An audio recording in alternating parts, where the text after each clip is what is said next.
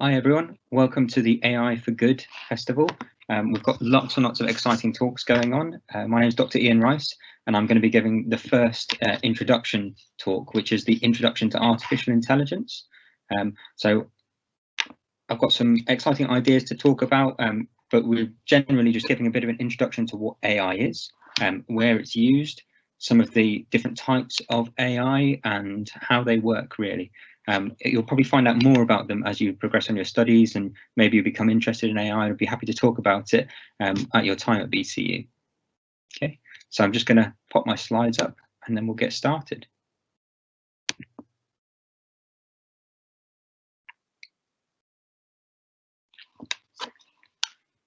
Okay, so as I said, my name is Dr. Ian Rice. I'm a senior lecturer here at BCU. I'm an expert in AI, and in particular human interaction systems, and in predictive modelling, especially with dynamic data. So I've worked in healthcare, trying to predict which patients are going to become more unwell or less unwell. I've worked in the defence industry, trying to predict where underwater submarines might be, or underwater targets that need to be tracked there. But I'll come on more into the applications and things that I've done later on. So before we specifically state what the three main types of AI are, I wanted to go further and actually just define AI for us, okay, just to make sure that we're all on the same page. So AI is a branch of computer science concerned with replicating, that's the important part here, human intelligence in machines, so that those machines can perform tasks that typically require human intelligence. For instance, jobs like planning, learning, reasoning, problem solving, and decision making. There are some of these that AI is naturally suited better to than others, and they're quite difficult jobs to try and characterize for what might be a simple thing as a human to do. So the scope of this definition leaves room for an almost infinite variety of different levels of AI. So the field's segmented into three distinct areas. We've got artificial narrow intelligence, and it's goal-oriented, and it's designed to solve specific singular tasks. So think like facial recognition, for instance, where a machine is looking at a face and trying to work out if it's you or if it's someone else. Speech recognition. When you ask Siri to do something, it's got to listen to what you're saying, try and understand what the speech is, translate that into text, and then enact that. Driving a car or searching the internet. So these are specific jobs that artificial narrow intelligence is naturally suited to. Beyond artificial narrow intelligence, we then move to general intelligence. So it's the concept of a machine that mimics human intelligence and behavior with the ability to learn and apply its intelligence to solve any problem. The human brain is the blueprint for this level of intelligence. So naturally, creating artificial general intelligence is an unsolved challenge, and it really is very challenging scientifically. Achieving general intelligence in a machine will allow for potentially infinite parallelization, allowing for unified problem solving. So let's just think about that for a second. If you thought of a football team, for instance, if you imagine that they're all messy standard players who could all read each other's minds, that would be the ultimate team in theory. Or an online game where an entire team or guild play the same strategy perfectly in unison, they would be able to problem solve perfectly in that situation. Now, this level of AI in and of itself would allow for rapid technological growth and development. Any fans of the Marvel films would know Jarvis in Iron Man. He was touching parts of general intelligence in the films there, but not an entire general intelligence in and of himself. He had clear deficiencies compared to a human that he was unable to perform, for instance. Then we've got our third type, which is artificial superintelligence. Now, this is the point at which AI becomes self-aware. It's really difficult to imagine in reality, and it's expected to achieve exponential growth in an independent way. So AI will determine its own future and likely our own future too.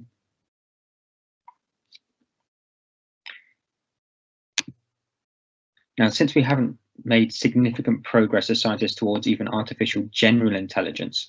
I'm going to focus more on the rest of this talk on artificial narrow intelligence, because that's how it's applied and used and how it will impact and shape your jobs.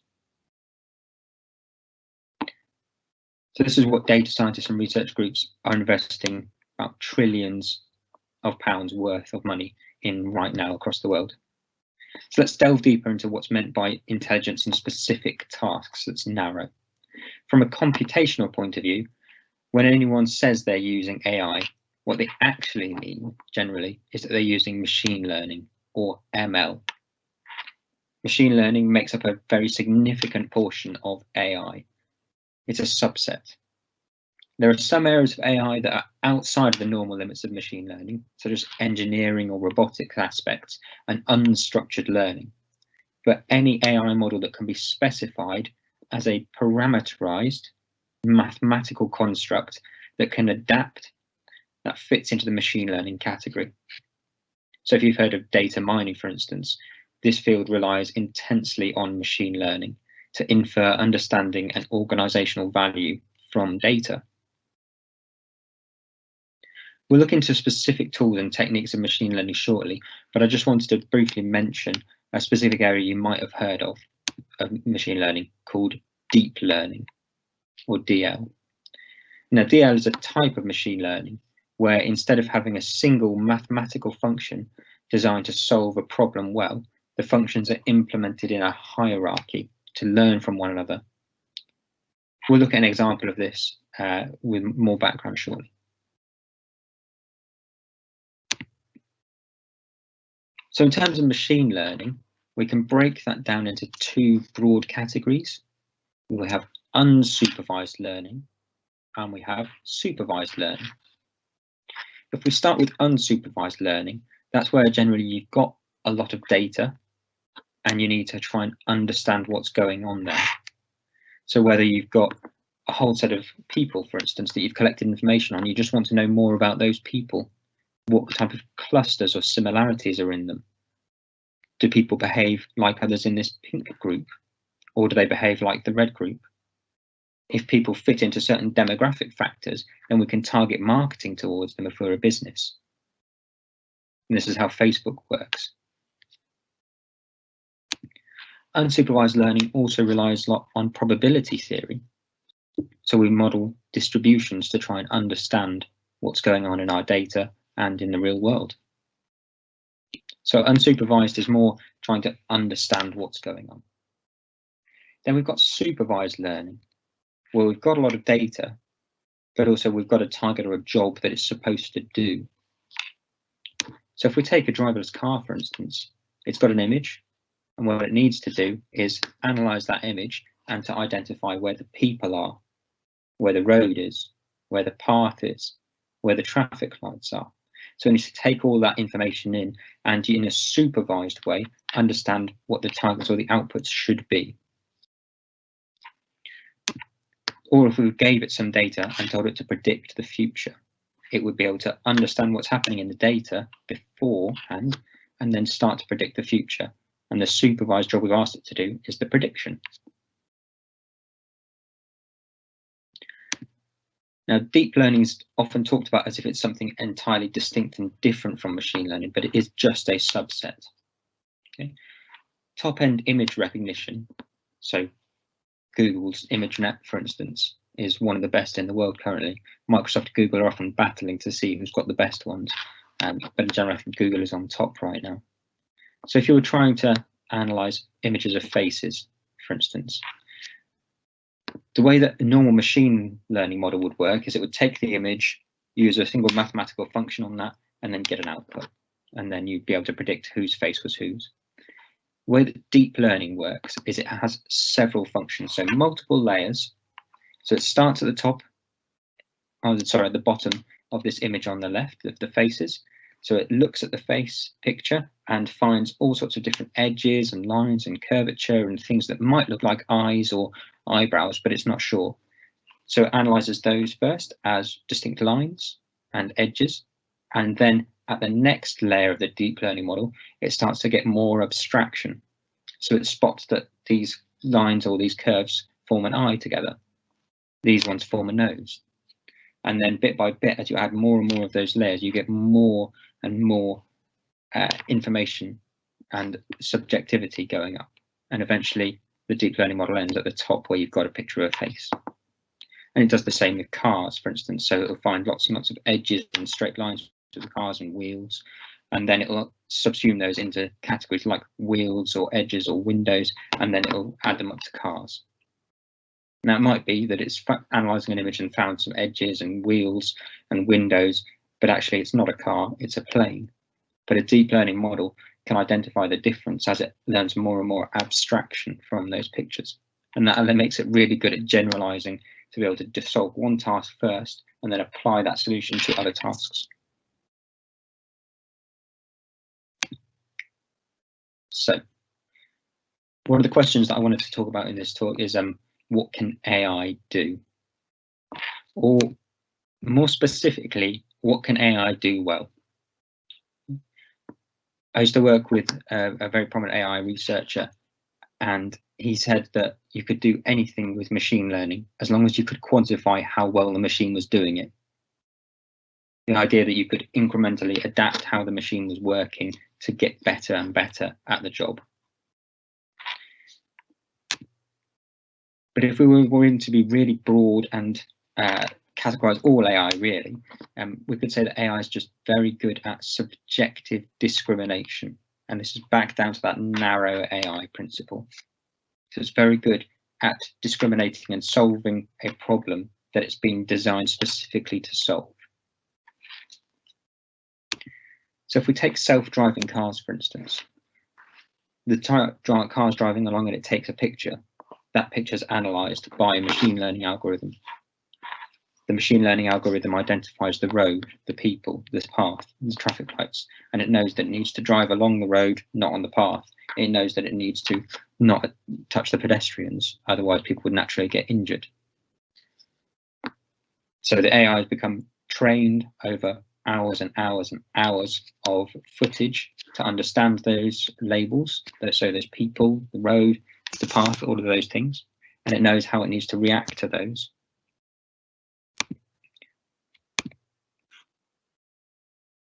Machine learning models also have to take in other data than just a single source. So it's not just looking at a picture of what's going on, but it's got to compound that information with other sources, say LiDAR, where it's taking information using its laser interferometry of where other cars are, where the central reservation is along the road, whether or not that's going to pose a risk if the car moves into the left lane or the right lane, and what needs to be done. Where it gets scary is when we move outside of the training of the car, and there needs to be special human intervention, typically in the code, to prepare it for that. So it may have seen 100,000 hours of driving around the road, but if there were to be an earthquake all of a sudden, for instance, the ground opens up and the car starts to fall down, it might not know that it shouldn't drive straight on into that, because it might not have seen that environment before. Because that subjective discrimination that it's done has made it very good at doing only what it's seen. So if we look at another example, say predictive healthcare. So I worked previously on a project with Birmingham Children's Hospital where I was very fortunate to be able to create algorithms that would work with children and babies who had wireless sensors attached to their chests. So you can see that on the baby on the left here. So this took a reading of the heart activity that was going on, and we took in some other sources of information about the children, and my role was create those algorithms that would predict which children were likely to deteriorate, to get very sick, to need transferring to ITU, but also to identify those who had completely changed in behaviour. If they were very unwell and were heavily medicated but gradually became better, we were supposed to indicate that to doctors, because then, rather than waiting 4 hours for a ward round or for a nurse to investigate and check up on the patient, actually we were getting far more personalised and adaptive healthcare that could improve patient outcomes. So we trained AI models that could spot what was happening in the trends of the data.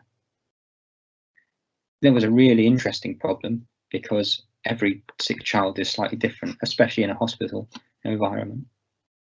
And you definitely can't guarantee to see every different type of illness in a child, in the same way that you can't see every type of situation when you're in a self-driving car.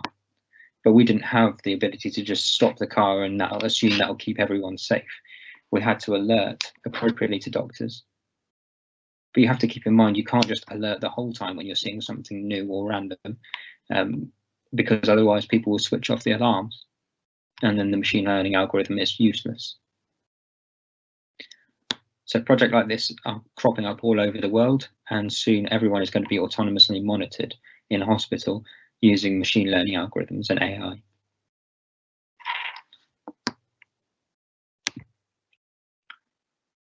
AI is being applied all over the place in cybersecurity now.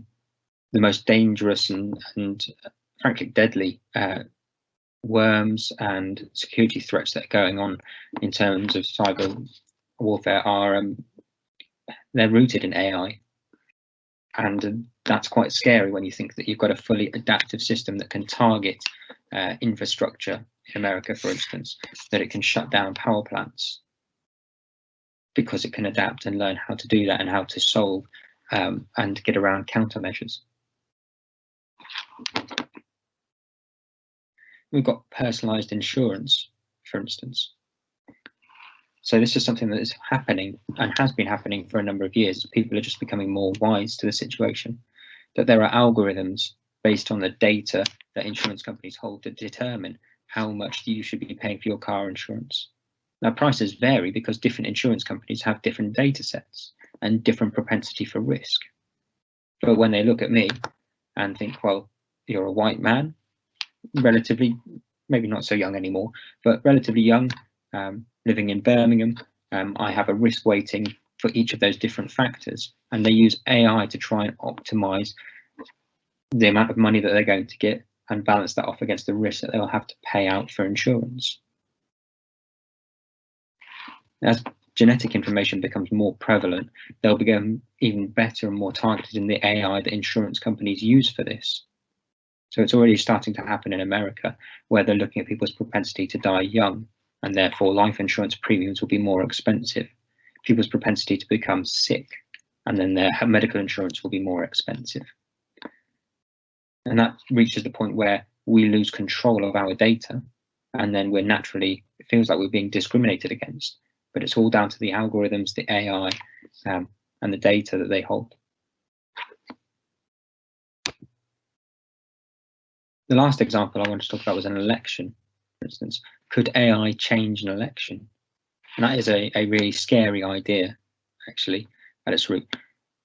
Now, I have to be very careful, but I say naturally I'm in a position of giving information here.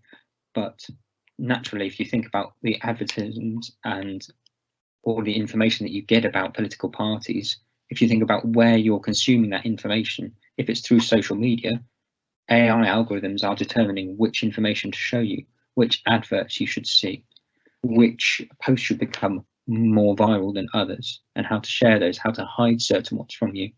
And political parties are readily utilizing social media, which relies on AI to determine who to show information to. So the outcome of elections is changing across the world based on AI already.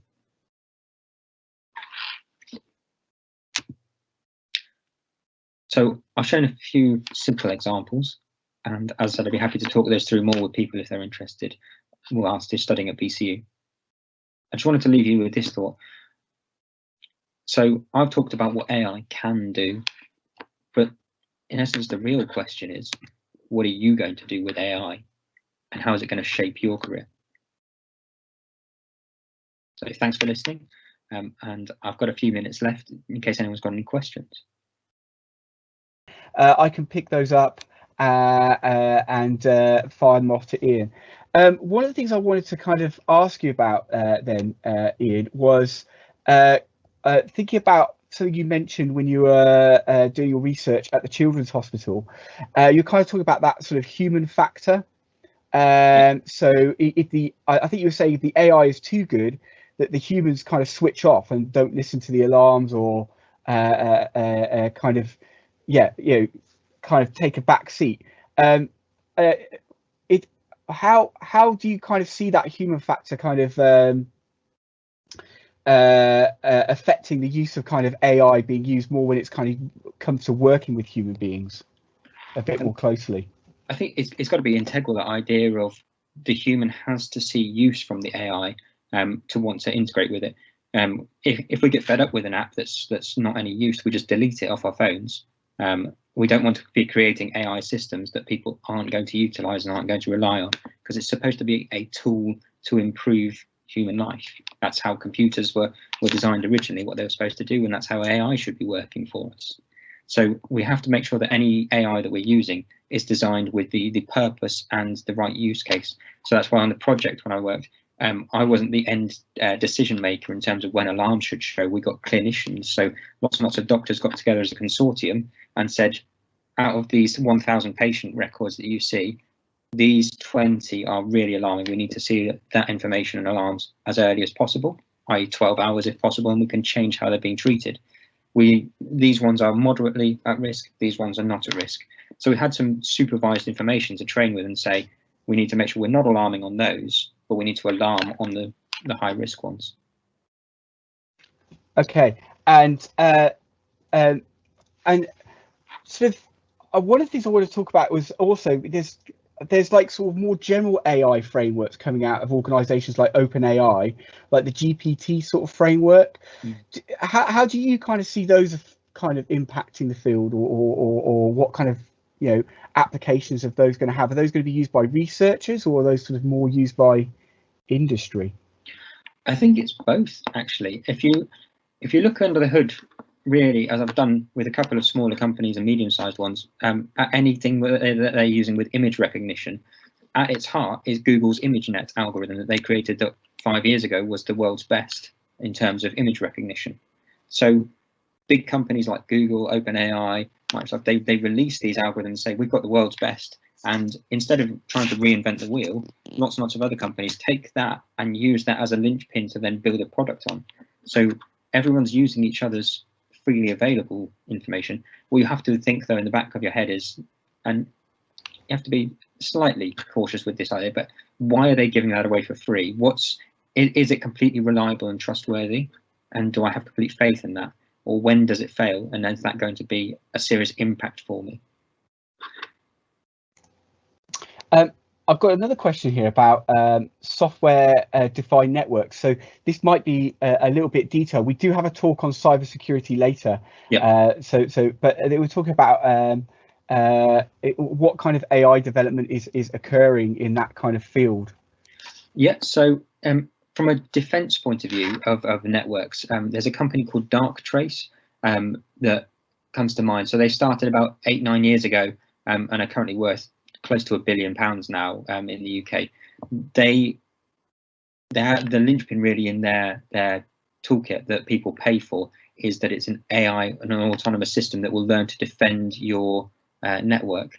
And it works kind of like an immune system in the human body. So it learns about things that information that should be passing around a network, and then it learns about information that shouldn't be passing through a network. And it monitors the whole system so that it can spot when things are behaving anomalously.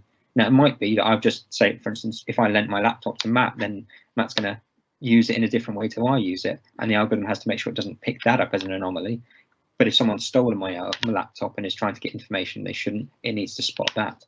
So that's why you need a sophisticated AI system working there. Okay. There is one more question that's come in about the potential dangers and threats of AI. I think that's going to be too big to answer in like the 2 minutes that we have left before the next session starts. So I'm going to wrap up and say thank you to Dr. Ian Rice for coming to this session. Apologies for my computer breaking at the start of this. Please come along to as many of the events on this festival day as possible. We've got loads of events that are more targeted at specific areas or application areas of AI. And also have a look at the challenge events at the bottom of the festival webpage. There's some really interesting challenges events there. I, for one, will be going to that global summit to have a look at that. Please, continue to join us on your day, and we're going to move to the next session, which is, I believe, is on computer vision, if I remember correctly. Okay, good goodbye and thank you. Right, thank you everyone. Enjoy the day.